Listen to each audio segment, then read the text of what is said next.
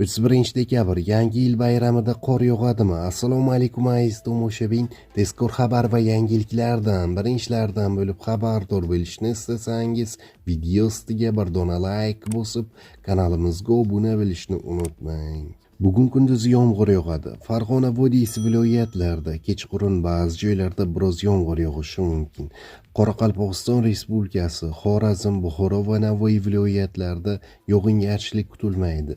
Ba'zi joylarga tuman tushishi mumkin. Shamol 7-12 metr sekund tezlikda esadi. Ba'zi joylarda 13-8 metr sekundgacha kuchayishi.